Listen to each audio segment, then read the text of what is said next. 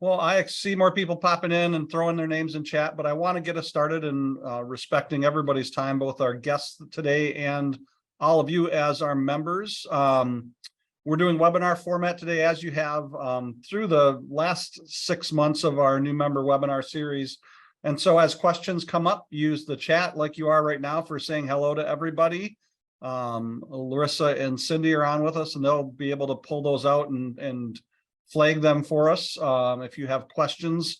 What we want to focus on today, you spent a lot of time learning about MASB and the things that we offer to you as new board members. I'm guessing that most of you are aware, but probably not in an in-depth way, of the other ed organizations that serve not you as board members, but serve the staff that you often directly interact with your district. So we have 3 guests on today that I'm going to let do a lot of the talking, particularly about their associations and how they help your school employees. I will introduce each of them, give them each just a couple of minutes to just talk about briefly about their association, and then we'll dive in deeper on what their association does. So I will first introduce Dr. Tina Kerr, is the Executive Director of the Michigan Association of Superintendents and Administrators. Tina, thanks for being on today. If you want to share just a little bit about who MASA serves. Thanks, Don, and happy to. Wish I could see all of you, because based on the responses in the chat, you seem like a very lively and excited group. So it's hard when I can't see the smiling faces. So, but the good news is, if you don't like what I have to say, then I won't see you scowling either. So MASA is superintendents. We're the Michigan Association of Superintendents and Administrators. Predominantly, we service, obviously, our superintendents. We have about 95% of the districts in the state are members of our associations for their superintendents. The other group that we service is the central office staff. So that can include curriculum directors, school business officials as well. We do have some principals that may have other duties assigned where they have an opportunity to utilize some of the resources available to them. And then lastly, we have a small subgroup that one of the things we found when we're working with superintendents is we know behind every good superintendent is a good executive assistant. So we do have a membership piece for our executive assistants and do a lot of joint work with the other associations, and as far as preparing executive assistants for those dual roles, as serving as the secretary and the go-to for the superintendent, but also being in that board role as well. So those are basically the groups that we service and support. And as Don said, we're going to get into a lot more about what we do, but just to give you a general idea, that's who we are at MASA, and I'm happy to be here. Thanks for having me, Don. Thanks, Tina. Next up is Wendy Zadeb. She is the Executive Director of the Michigan Association of Secondary School Principals. Wendy? Hey, everyone. Thanks for having me as well. Happy to see so many people taking the time out of their day to join us. And we are so fortunate. You know, this is my 13th year at MASSP, and we are really lucky in the MELG building to have such a good relationship between the executive directors, where we all work together and really just support public education, and each of us kind of in our own lane, but also collectively. So that's really a great thing. You know, in addition to supporting secondary school principals, and when we say secondary, we mean principals, assistant principals, and deans of students of both middle school and high school is kind of our scope. We do have a lot of members who are assistant superintendents, people that supervise principals because they want to see everything kind of going on in principal land. And then we also have people who are K-12, principals, and also the superintendent sometimes. So we have some of those people as well. So our membership is about 1,800 people. And MASSP, also has a very robust student side. We have the Michigan Association of Student Councils and National Honor Societies. So all the student leaders out there, we support them and the advisors. And also the Michigan High School Esports League is run through MASSP. So all of those things kind of fall under our purview. And as Tina mentioned, we also have a secretary subscription. So we do a lot to support the secretary secretaries of the building administrators, and provide them with professional development. So it's the scope seems to continue to creep a little bit during the time that I've been at MASSP. When we see a hole or a group that needs our support, we've kind of jumped into those areas. Thank you, Wendy. And last but not least, Bob Dewan is the Executive Director for the Michigan School Business Officials. So Bob, if you want to share, who does MSBO serve? Sounds good. Thanks, Don. And it's great to see my other colleagues here from the MELG building. See them quite often, and it's a great group to be a part of. And I'm happy to be in the executive director role. So thanks for having me. Our membership really is kind of everybody that is outside of the classroom, if you will. So finance, business operations, accounts payable, payroll, all the things you would consider to be business. Those are part of our catchment area. But we also have human resources, food services, facilities, transportation, technology. We kind of cover the gamut on all those who may not directly deal with students from a teaching level or maybe the administrator of the building level. We also have members who are superintendents. We do also serve some PSAs if they are interested in being part of the group. And truly, if you think about everybody outside the classroom, that's who we serve. We have many different areas that we cover, a lot of professional development. We will give responses and advocacy for bills that happen and for some of the school finance initiatives that you see out there. And so we really do deal with kind of the back office side of a school district. And it's interesting that many folks who are in the business world don't realize how big it is or what some of the districts mean to their communities from a business perspective. And I've had the opportunity to work in smaller districts out in Michigan's thumb. And I can tell you in most cases, those districts are the biggest client at the bank. They're the biggest employer in the area. And they mean so much to that local community.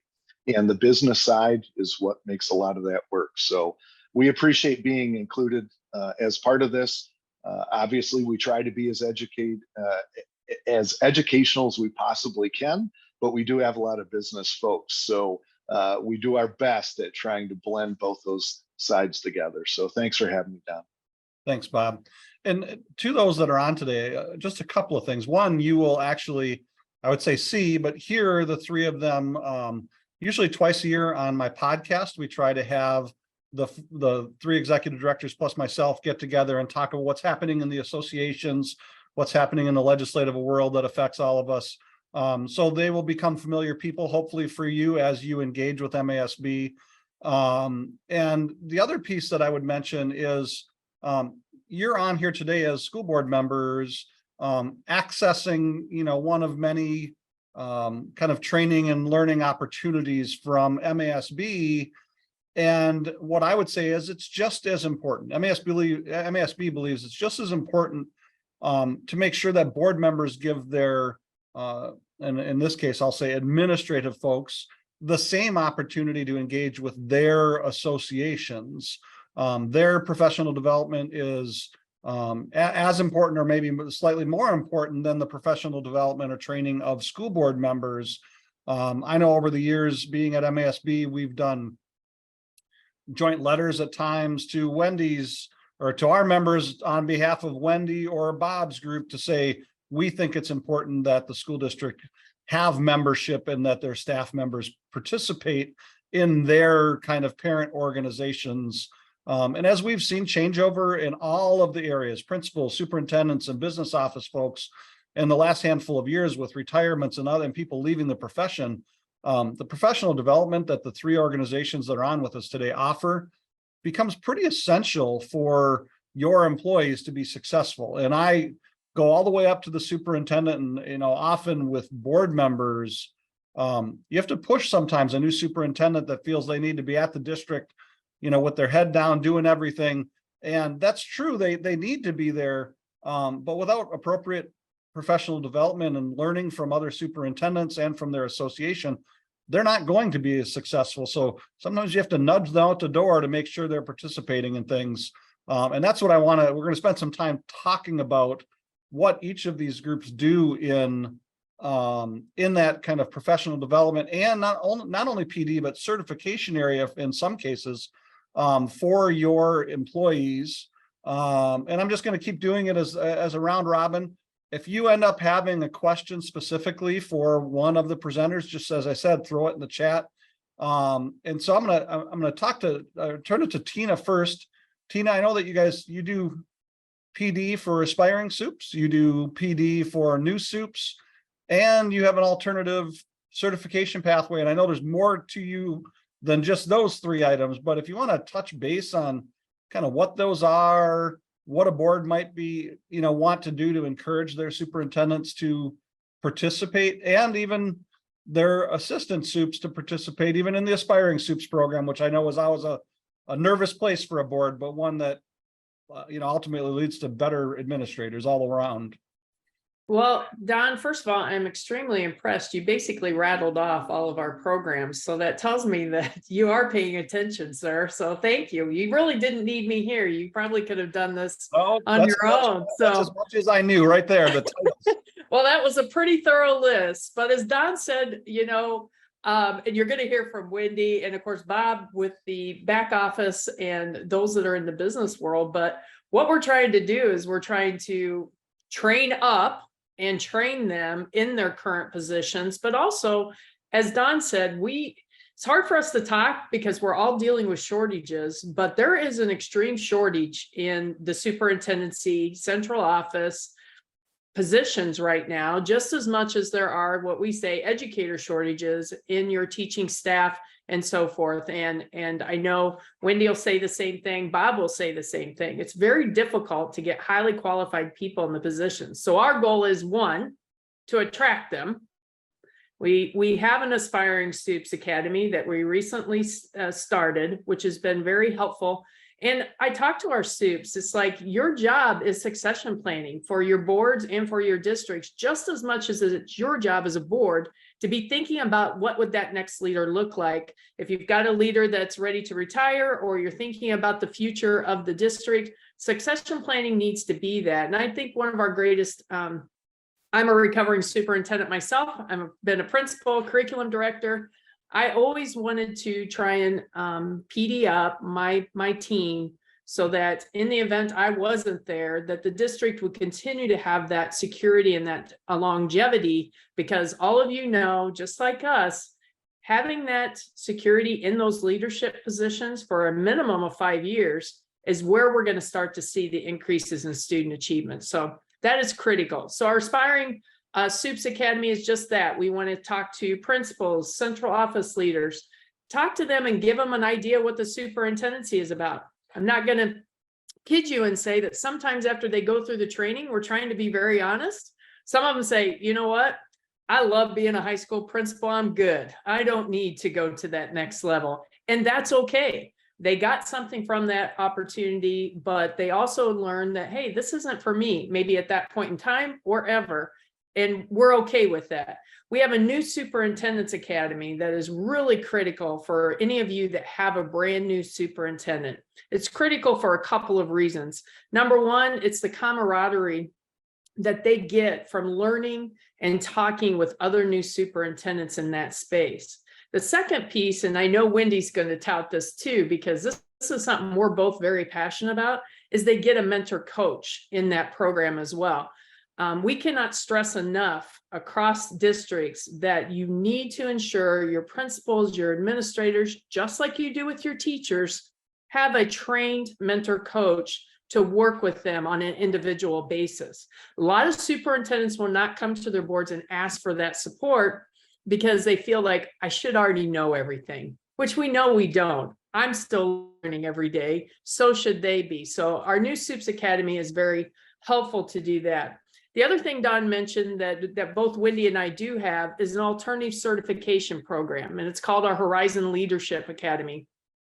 And that academy, once a candidate comes through, typically if they're a teacher moving into the principal, Wendy will tell you about her program. That's where they need to go if they're looking to take that first administrative step. But let's say they're a principal and they're thinking about the aspiring soup or aspiring to a curriculum director or whatever the case may be.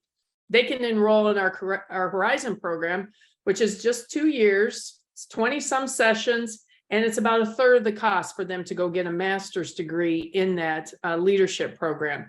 They'll leave the program with their admin certificate as well as a central office endorsement, which is really helpful because it's very time sensitive. It allows them to continue to do the work that they're doing in your district while still gaining the certification and the qualifications that they need to be successful. We have a lot of other programs. As I said, we partner with Don on our executive assistants. We've done different things. I have a huge women in leadership piece, but I really think it's important that having this opportunity to talk to boards is really about, as Don said, encouraging your people to attend and continue to do their own learning and growth as they move through the positions, because it is so easy to get bogged down into the day-to-day and feel guilty about leaving, feel guilty about not being in the district.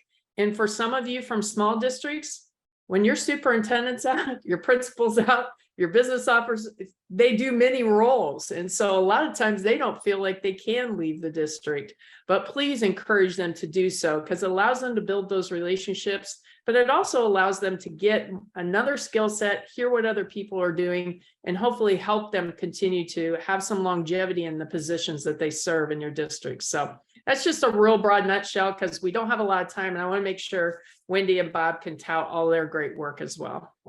Tina, before you jump off, I did get in the Q&A, I did get a question posed to you, and I'm going to help answer some of this because it also touches on us, but it is about the superintendent executive assistant. So in your membership piece of this, what do you provide to the executive assistants that take the membership from you? The biggest thing that we provide for them is that they get the same communication as the superintendent does, because a lot of times a superintendent's email may get bogged down or overloaded, and we like to make sure the executive assistants is seeing the same things, because sometimes there are deadlines, there's things in there that they need to worry about. We provide a superintendent's calendar, which is kind of a checklist of what's due every month. And sometimes executive assistants have to fulfill some of those duties on behalf of the superintendent, or they may themselves be doing other roles. So it's a nominal fee. I think it's $100. It's not a large fee, but the one thing we want to do is give them as much communication that we're giving to their superintendents to kind of help keep them organized and keep them informed. And then also we love the opportunity for the executive assistants when we do our joint work to have that, again, cohort camaraderie with each other and be able to learn and grow together. I think you provide your newsletter, the newsletters go to them also, Tina. Yeah, our Monday memo, and yeah, we have our, I believe our legislative update goes to them as well. And Kurt, also, Tina's mentioned the joint process. So we jointly host 2 executive assistant training, one-day kind of drive-ins every year. I know Cindy Holmes is on today. I know she does a lot of work directly for those one-day events and with the executive assistants. And from MASB's perspective, they also have access to Brad Banasic. So FOIA questions, open meetings questions, those are something that they can go directly to Brad with. So MASA and MASB really partner in the space related to the executive assistants. And so thank you for that question, Kurt. I appreciate that. I will turn to Wendy next to talk about kind of PD for MASSP. And also, as Tina mentioned, you also have an alternative cert program. We do. You know, there's so many things that are constantly changing in terms of things principals need to be thinking about and have on their radar screen. So MASSP as part of membership provides like a lot of things we consider to be member benefits or member services. They get a weekly email from us just with a, you know, general update of everything going on. but they also get regular webinars on anything that's like an emerging or a hot topic, a new, thing that comes out of MDE or the legislature. We'll do a webinar for them to make sure they understand, what needs to happen within the building.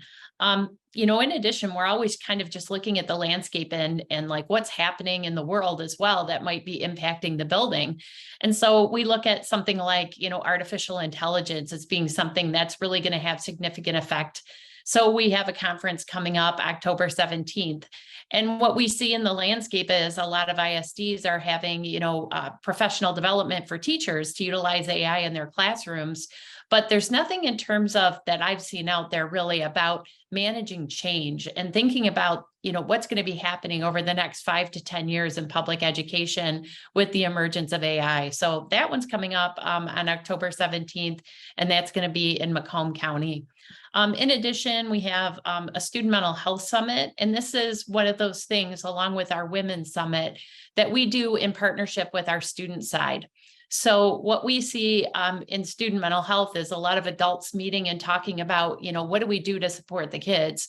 But we think it's really important that we involve the high school students and middle school students in the conversation. What do they need from us in terms of support? So that's a great professional development we have. Same with our women's summit. It's been really fun to watch building leaders and teacher leaders bring, groups from their school of students that have leadership potential. It was just unbelievably empowering this last year. So we're excited to do it again this year. In terms of just staying on that idea of hot topics, we have a webinar series going on right now with the SAT digital transition. If you weren't aware, our state assessment, which includes the SAT and the PSAT at grades 8, 9, and 10, is going to be digital this year. It's been pencil paper up until this point. So as you can imagine, that's another big thing that we need to help lead through in terms of making sure everyone's ready for that change.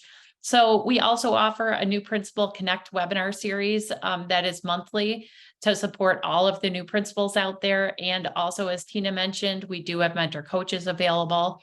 And then probably the other thing I just wanted to make mention of is the Path to Leadership program. That is the alternate route to K-12 administrator certification. And who kind of our ideal candidates for that are people who maybe have a master's degree in counseling or a master's degree in teaching and learning and never thought they would go into administration, but now they want to. It ends up being a great opportunity for them to get their K-12 administrator cert in about a year's time. And it's all virtual. So it's a great way to be able to serve the whole of the state.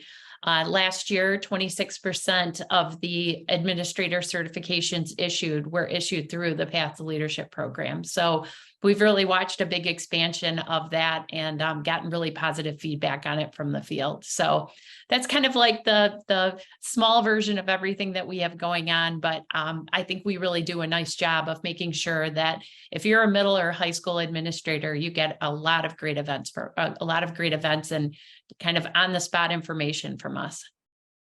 Thank you, Wendy. I think, as we, listening to all of you talk about this, sometimes I think employers forget, and that can be board members, it can be superintendents, but like when a teacher moves out of the classroom and becomes a principal, or on the rare occasion when a teacher leaves the classroom and becomes a superintendent, I mean, it's imperative that the employer is looking at like, what is my plan to help that person be successful? Because they're not like, yeah, there's learning on the job, but like, I think about the list that you just went through and the webinars that you're offering, like of topics that are really relevant to what a principal has to do on a day-to-day basis. And for board members, like they don't know what a principal needs to do. And hopefully the superintendent does, but that in some ways, I think the associations help their members figure out what they are supposed to be doing. And I know it's different in each district, but just like MASB tries to help lay people that get elected to be boards understand what that job looks like, you guys are doing the same thing. And that's why I just think of it as so important to have that membership engagement piece. I think that's a great way of saying it, Don. And I think the thing that is really important to always keep in mind too, is that, for example, there's people at ISDs that might even be providing support to principals as well.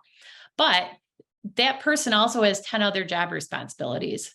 Every single day, I get up in the morning and I think about what do my members need.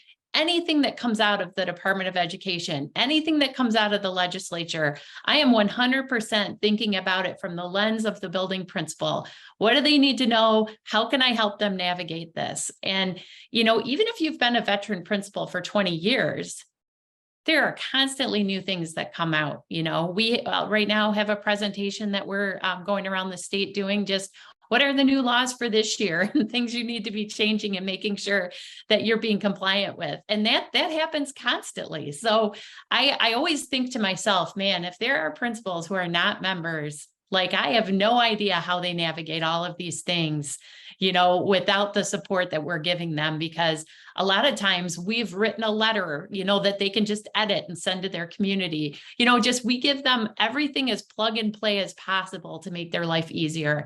And I know my colleagues, at the Superintendent's Association, at the business officials and at the school boards, that's what we do. So it's just such a huge time saver. And it just really helps to make sure that with all of their responsibilities, we can help them stay focused and be able to, really respond quickly and be compliant with everything going on. All right, Bob, we're going to put you up next. I know our board members that are on today are familiar with like our certification program with classes that we bring board members through. I know that MSBO at least started out and some of their PD is set up in a similar way towards certification, but talk about what you do for the different levels. You mentioned transportation facilities. Like how do you gear your PD? What's it look like for those entities and the other pieces that you do? Sounds good. We do have a certification program, and I believe right now we have 14 different tracks. So it goes all the way from pupil accounting specialist all the way up to CFO. That's been in place for quite a few years now. We've expanded a few things. We've added a couple of new ones as we've taken on new members or from the different categories of members. And that is a voluntary certification program. What's interesting about our group or our membership is that typically there isn't necessarily a state certification that's included with their membership category. So for instance, a CFO of a school district does not have a pathway to state certification, if you will. MSBO many years ago kind of took that responsibility over, that we would be the training hub of the membership. And as such, we put together a heck of a certification program that has multiple different levels within each one of those areas. Probably been one of our biggest successes over the last 15 to 20 years. We also have a little bit more guided or focused training. And one of those is called the Business Manager Academy. We're in our 7th year of that. And it is truly taking not only knowledge that folks have of school finance, but also taking mentorship and application to real world scenarios. Now, many times you're going to find folks that are in the business office or on that side of the fence here in this industry are very good at being the finance person and keeping the books straight. But sometimes they may not have the communication skills that are needed to get in front of a community or a board and explain things in a manner in which people can understand it. We focus on communications with board members, superintendents, and really kind of focus on not the finance stuff, but really how to become involved with the educational process, yet you don't have that responsibility. It's really been interesting to watch not only that program grow, but also our membership grow and realize that it's not just about money. There is a lot that happens in a school district that money is a result of what you're doing and who you're attracting to your district. The other thing that we do, we have a program called the Leadership Institute, and that's a year-long program that really takes a look at the individual versus your job responsibility. It basically trains you to understand how to deal with others and who you are as an individual. It's been very successful. Again, building up the members. I always hate to hear someone say, well, I'm just in payroll. Well, you're not just in payroll. That's 88% of our expense. That's a big deal. So we really try to emphasize not only, and I apologize for my 12-week-old puppy here. I'm sure you can hear. But we really try to focus on building up all of our members, not only the CFO director side, but also those that are on the front lines in our business office. All right, thanks, Bob. You were very succinct, like a former business manager would be. Thanks, Don. And I've got these dogs trying to bark at me, so I figured I'd save your membership from that. We've all been in Zoom long enough that we're, people talking in the background, kids running around. We're, board members, I think, understand. I'm going to touch on a couple of other places where where we collaborate and work together a lot, and then just kind of see if there are questions from folks, but also let any of the three of you just kind of chime in on things that we might not have covered. One place that we work a lot together, and we often talk at MASB about the leadership team at a district. Often that is the more central office and the board, but I think principals fall into that in certain places. And so actually Wendy and Tina and Bob and I were just spent the last 2 days together in a group called the Education Alliance. We're all members of that organization, and that is the executive directors of all of the K-12 organizations, the higher education organizations, the unions that represent the teachers, and we meet on a monthly basis. And this was our summer meeting where we spend a couple of days taking a deeper dive into issues facing K-12. But that's an area that we come together to try to charters are part of that, private schools are a part of that, to really learn from each other, try to, when we can, as a group, tackle big issues. Like we spend a lot of time over the last couple of years talking about the educator shortage and administrator shortage across the board. And so that's a group that we're participating in and do a lot of work together and try as execs to learn and be able to use that information to pass on to make our members smarter. A couple of them, I think, or maybe all three of you mentioned in some capacity, lobbying. And that is another thing. Weekly, Tina and Wendy and their lobbyists, and then Jen from our office. And then often in the past, Bob just took over as exec at MSBO, but it was him, not in a lobbying capacity for Bob, but as an informational piece. But we meet weekly then as associations on the lobbyist front. What bills are up? What positions are we taking? Who's going to testify? Are we sending alerts? So we really think about board members, central office, and building level people. That's a space of collaboration, not only at the district level, but at the state level. Like we have to do this together. Much of the legislation affects us the same way, whether you're the board at a district or whether you're an accounts payable person at a district. When the legislature doing things, like there's an impact, and it's our job as associations to learn about what's coming, impact what's coming, for hopefully make it for the better, and communicate what happens after the fact so the districts know how to deal with that. And I know all three of the organizations, all four of us, really do a lot of communication after the fact, but I don't think board members always realize how much we're intertwined during the legislative process, how much we're meeting to make sure we're coming from the same place. The last thing that we want to see the legislature do is divide us as a group. And sometimes they like to do that so that we're fighting amongst ourselves instead of fighting against them. And so that's why we come together to try to spend time really focusing on being on the same page when it comes to legislation and supporting each other.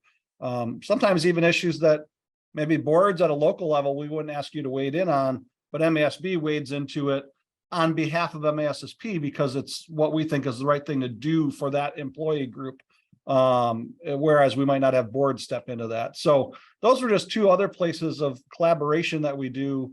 And so I want to kind of throw it open. You guys can unmute and just, we gave you kind of a small window to talk about your association, the PD that you provide, other things that you want to mention, and like wherever it might be. And I'm sure we won't talk over each other. You guys can figure out how to throw pieces that you're missing. I see Tina's ready to. I'm going to go in order because then I know I won't talk over Wendy and Bob that way. I just want to echo what you just said. Advocacy, obviously. So from a professional development perspective, if I think about staffing and the costs, and that's a major part of what we do. Advocacy, where we're not looking to charge for anything, that's the most expensive thing that we do on behalf of our members. But you hit it on the head. I think there's a lot of times there's degrees of concern for each particular group. Perfect example, Don, we've had lots of conversations about the prohibitive subjects. Mm-hmm. Those impact Wendy a little bit differently for the principals because she's going to have some ideas. Okay, how can we do this? But ultimately, it's the superintendents and the business officials who are negotiating those new contracts with the teachers unions, the support staff unions, et cetera. You are in kind of that same space. The boards are going to have to look at these and they approve the contracts. But it was extremely important to our members because it had the potential to have some very dramatic impacts. Now, the best part about our partnerships that we have is now we get to work with Bob over at Wendy, and we get to work with Bob at MSBO and you. Okay, all this passed. What's it mean when we're actually getting down to the building level, the district level? What kind of tools can we give our members in each of our respective associations to help them so that we don't get back into a time where relationships are severed over contract negotiations or we're not able to perform at the level we want to be. We're all still reeling from the pandemic and trying to get our student achievement where it needs to be. And these types of things just act as a barrier and a distraction a lot of times to what really needs to be the focus in our buildings is that student achievement. So I really want to emphasize the advocacy. I think there's different levels of importance, but certainly sometimes if something happens at the principal level, it may not necessarily be elevated to the soup level, but we want to elevate it because it does have a traumatic impact. And then when you asked about other things we do, I'm just going to throw in one of the things that I appreciate about all our associations as well is what I consider kind of our third bucket is communications. During the pandemic, we were all in sync. It was like, as Wendy said, here's the plug and play letter for your application you have to send. We worked on different things together so that our principals, our business officials, we're all getting the same message and that they weren't frazzled within their own district because those messages were coming in unison from all of us. We sometimes, unfortunately, it seems like communication just gets the attention when there's a tragedy or when we have something that is unprecedented happen in a district. They do turn to the associations. How do we handle communicating this to our communities? What would be our next steps? And we do have all those plans together to help support that. But I really appreciate the partnerships we have that I think it makes the jobs easier for all of our members in the districts and ultimately for the Board of Education if we're all saying the same thing in unison together and we all kind of have that common vision and focus. So just another plug for how important our relationships are, which then in turn help grow those relationships in the district. I think we're really lucky to have lobbyists that work really well together, as and really, as Don mentioned, they meet regularly. And, there's so many different, it hasn't been as intense under our current legislature, but especially when Governor Snyder was in place, we would have education bills that were being introduced in different committees sometimes.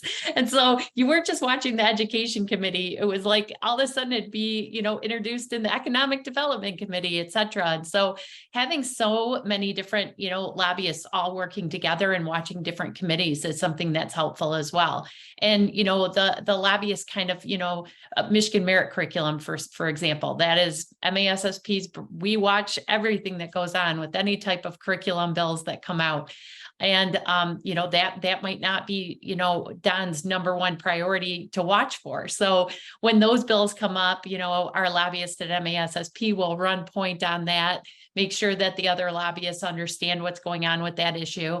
And, at times, which really doesn't happen very often, but if we have disagreement within the education community about a direction or, something, that gives us an opportunity to problem solve and cooperate with each other. So I think it's great that we have, a good depth and breadth on our lobby corps in terms of, people that are watching particular bills and also their levels of experience, I think make a difference as well. One thing MASSP has done differently this year, and I'm excited to be able to offer, I'm seriously worried. We've been focusing a lot of our time and attention in terms of making sure that we have good mental health supports in place for students and for teachers. But not a lot of it has been talked about in terms of that for administrators. And I can tell you that the stress level I see on the faces of principals and on the faces of superintendents, I mean, it's literally like, they always make mention of how much a president ages over their term because the stress is so high. And I see that in our ranks, and it just concerns me. When I take calls from principals or when I go out and meet with leagues and they all pull me aside and talk to me about the stressful situations that they're under, I worry about that. So MASSP investigated how we could get some mental health support for principals. And so we're rolling that out this year. And we're calling it the Member Assistance Program. But essentially, it gives them the opportunity to get mental health support. And it can be telehealth via text. It can be Zoom. It can be in person. But we know the stigma about seeking mental health support is tough. And so some, even though they have it covered by their insurance in their school district, some may really, be reticent to access it, just concern about who might know that they're doing that. And then the other thing that's concerning, is especially if you live in a small town, is driving in and people seeing your car there. And I know that shouldn't be the case, but I think unfortunately that stigma still exists. So MASSP is providing as part of our member benefit. It's not an additional charge. It's just part of your membership that you have access to this member assistance program. So we're really happy to be able to offer that as an additional member service and benefit this year. So if your principal ever looks uber stressed and they just need some support, just know that that's available through their association. It could be about anything. I mean, even, if they experience the death of a spouse or a parent or any type of personal tragic situation, they would be able to access that benefit. Bob, anything else from MSBO's perspective on that you didn't cover in your initial comments? Well, I think I'm going to have my members calling Wendy's office and seeing how we can get that mental health service over on our end. Yeah, it's you all talked about advocacy, and I will say that one of the things I appreciate the most about not only our building but our individual organizations is the sharing that goes on between the groups, especially when times are tough. COVID taught us a lot. The pandemic and how we reacted to that from a professional development standpoint really has turned this whole thing upside down on how we provide service. And I think each one of our organizations found out what worked for our members and maybe in some cases what didn't work.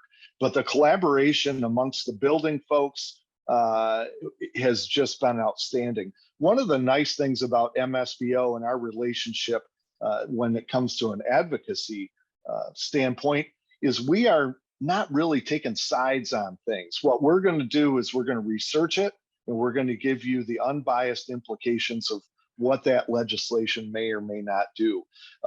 Having such a variety of different members allows us a little bit more of a reach, if you will, where if it's a facility issue, we have facility members. If it's a food service and free meals for all, we can get that feedback rather quickly from another group of members.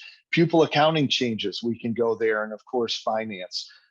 Without the ability to have that type of resource at our really beck and call, would be very difficult to turn around in the timeframes we talk about with legislative issues. If we didn't have the depth to do that, boy, it would be very difficult to find the right individuals. But that's kind of our role on that, and we do a very good job of that, and we take that seriously. Again, we have members who, as Wendy noted, with principals, we have folks that are putting in double time right now with the amount of funding. And I know that you've heard about it before, you've seen the write-ups, with the amount of funding that has been given to all schools across the country, but specifically in Michigan. With that comes a responsibility, and it's not necessarily to spend that responsibly today. It's to be able to track and record the events that took place to get you to that expenditure, because inevitably these will all be audited. And from our perspective, our members' perspective, that they take great pride in following through, not only on the front end of a grant and the expenditure, but also on buttoning it up at the end. And I think as we move forward, all of us move forward, we're going to start to see that becomes pretty critical. And that is something we focus quite a bit on in our professional development, is not only the attainment of more dollars, but the proper accounting and reporting that goes along with that. Again, kind of the back of the office, if you will, but nonetheless, very important. We always say, superintendents get hired because they are the best educator in the world, but they get fired for finance. In my background of working in small districts and ISDs, I can tell you the partnership that is formed between your CFO or business manager, whatever you call them, and the superintendent needs to be and is generally what keeps both of those folks in the positions and the board moving forward. Without the partnership between business and education in your district, things become awful difficult to move forward. I've seen it in the good and bad, and I can't say how great it is to work with other organizations that feel that education of their members is number one. And I think we all feel that way. So one thing I didn't mention, and it's more of a side, I don't know that it's super important for board members, but I will say that, we talk about how much we collaborate. We've referred to the building, for those board members that don't realize it, the 4 associations actually are in the same building together on the west side of Lansing. And we actually co-own the building. So it's been a history of 25 years of us being actual business partners in the ownership of the building that we're in, which really, when it was created, it was kind of a one of a kind in the country, and still is very, very much that way. That we felt that owning a building together would create a better collaborative model, and I think it really has done that. So just kind of a piece of information that board members may not be aware of. And I know we're all board members, all of us that are talking today are very kid focused. And so we're near the end, we might even give our members back a few minutes. But one thing, Wendy, I know you mentioned it, but we've covered it in the podcast, but I think that it would be worthy of you to mention to those that are on, like the esports league. It's such a cool piece. I know board members probably, for many, are like, what is that? Maybe they don't have it in their district, but talk about that one. Let them know where I think you might have posted the esports league on there earlier, but as we think about kids and we're finishing up today, I'd like the board members to hear about the opportunity for kids that are often not engaged in other things that schools offer, that might bring them back around. Well, the Michigan High School Esports League has been really fun to just watch it grow and to see what's happening in this space. But when we got into this, it was actually during COVID.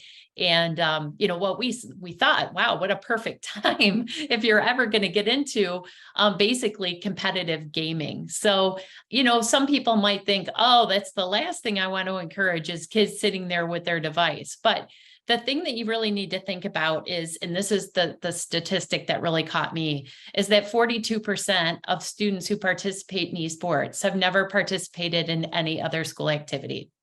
So if we're looking for ways to bring all kids in and get them connected, this is huge. And, with esports, they're running it just like any other, athletic sport team, where they're running eligibility, they're wearing jerseys. So it helps to keep kids on track in terms of their academics, and also take pride in just being part of the school community.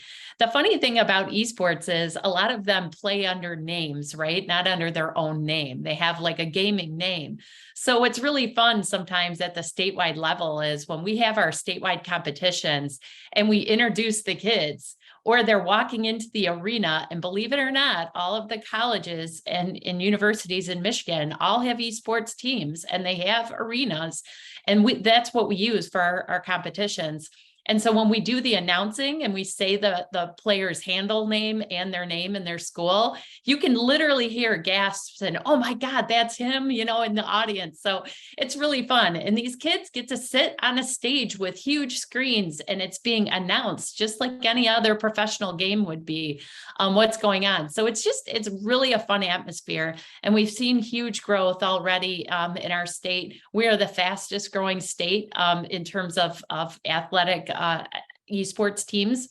And so that's really fun to see as well. So I think last year we finished out with, about 1,300 kids participating from about, I think we have about 25% of the schools in the state participating right now, which actually is a lot lower than I thought.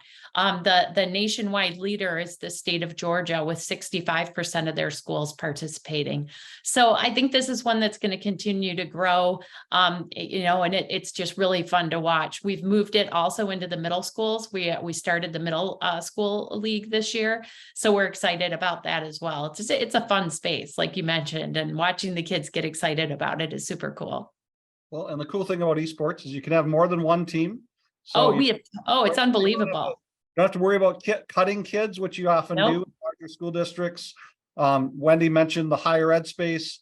They have arenas. They're now offering scholarships in that space for kids. So I understand clearly. I've got a 13-year-old boy at home. So like the amount of gaming that's done, definitely I'll be like, oh, do I put limits on it and all of this? But there is a space here for kids, not only to enjoy themselves, but there's interaction. There is the possibility of, more engagement in the school, academic or athletic, we'll call them scholarships.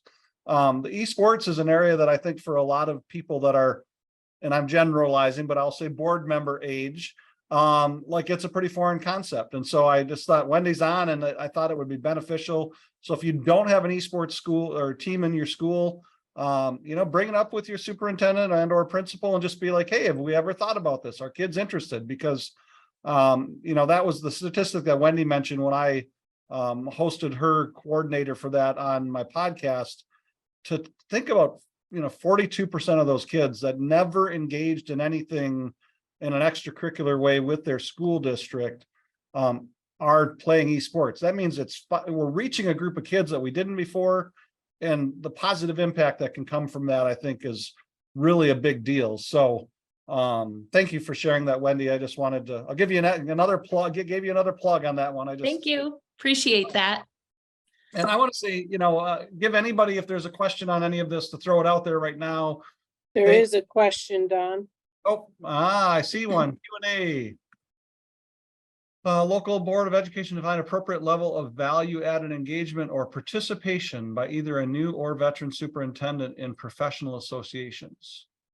Goal is defining an expectation for the superintendent, alignment on priority with the board, and evaluating value added to the district each year while not micromanaging. Goal again is alignment and transparency. I'll take a stab at this real quick, Don, Okay. and then you can jump in if you want, because one of the member benefits is I do work with incoming superintendents and veteran superintendents to go through their contract and look at what could be some potential language or some things that we'd want to have in there. Most all the contracts will have that the board or the district would support them in their professional affiliation. So even your superintendents, as Wendy said, that come in, a lot of them want to keep that MASSP print, their association membership or Bob's membership, because they do some of that other work. So we like to see that. And then in the professional development piece, I always encourage, try not to put a price tag on it, but to have the board understand that there are certain opportunities that they should be taking advantage of. If they're brand new, most important, it's very low cost, but get a mentor coach. Giving them the opportunity to have a coach and the new Superintendent's Academy are probably the two most important. We run two conferences, big statewide conferences a year, our fall conference and our midwinter conference. As a veteran superintendent and as a new, those are great opportunities for them to meet their colleagues around the state. We usually try and put language in a contract. It is not financially feasible, but every other year, every couple years, to encourage your superintendent to go to a national opportunity, like we have AASA, which they're likely a member of as well, to take advantage of a national stage, because you learn what other states are doing as well. So you have to look at what's the cost. Obviously, you're being financially responsible, but if we're going to talk about where to make reductions, I always try and say, please don't always look at the superintendent to give up those professional development opportunities or anyone in those leadership positions. We have a hard enough time getting them to understand that they can and should leave the district. So we certainly don't want to put any barriers in place as far as outlining a goal or putting it in a contract where, again, it feels very limiting. I think you'll find most superintendents do not, quote, want to go to every single thing. I mean, we're good, but we're not that good. And they can probably decide that they need to be in their district doing things.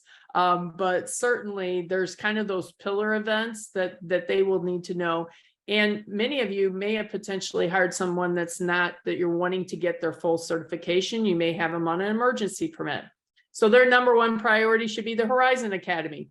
Get your certification. You have 3 years to get it. Let's focus on that. So I think having that open dialogue and conversation with your superintendent, but having the knowledge to know, hey, you're brand new, you need to have a coach, and you need to look at the new Supes Academy, will help kind of enrich those conversations that you have with your superintendents. So hopefully that helped. Thanks, Tina. And Kurt did respond that it helped. There is no template in this, Kurt. I think, Tina touched on the contract side of it. Clearly as you set metrics for a superintendent's goals, that's clearly a place for conversation about, what is the expectation? I think it's hard to get to specific learning, because that's not necessarily, if it's development, like that's easy to get into more specifics, but it's harder to find specific learning in that space. But you can be, I think, more directive in trying to work with them to say, we want you to go to a statewide conference every year. We want you to participate in your regional superintendents group. Those are all places that should be open conversations between the board and superintendent, trying to figure that out.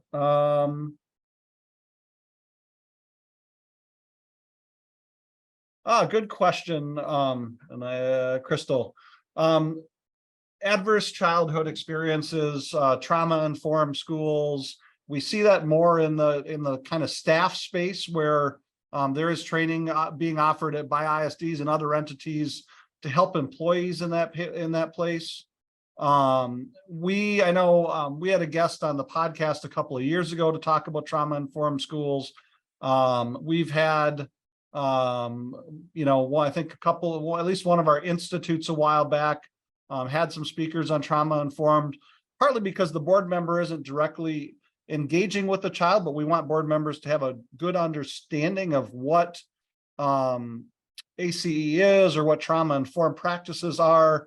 So we try to bring that up. It's actually a term that, I had, it was being talked about a lot, actually weirdly before COVID. And then after COVID, I don't hear the same term being used as much. And I'm not sure what that change was. And even I look at your question and you talk about recourse of actions and may not address underlying causes of behavior, that starts getting more into like, what do we do in a suspension or expulsion situation? And I'm blanking on the term right now, restorative practices, where you're not immediately suspending somebody because of actions, but you are trying to figure out like what's going on in the child's life that might have caused the behavior, and then find an appropriate avenue to address that, and it might not be suspension. So Crystal, I will bring that up to our leadership team, our development team here, and just say that you mentioned that. We may be having, there might be a clinic session at fall conference already slated on that topic. But that is a good question. I'll make them aware at least that is an interest that's out there from our board members. We're a little bit after 1 o'clock. I don't want to keep our guests any longer. I don't want to keep our members on here. I know that many of you do this over lunch while you're working. So to the three of you, thank you very much for being on today. Again, thank everybody for participating from a membership standpoint. I hope you all have a great week. Thank you. Thank you, Don.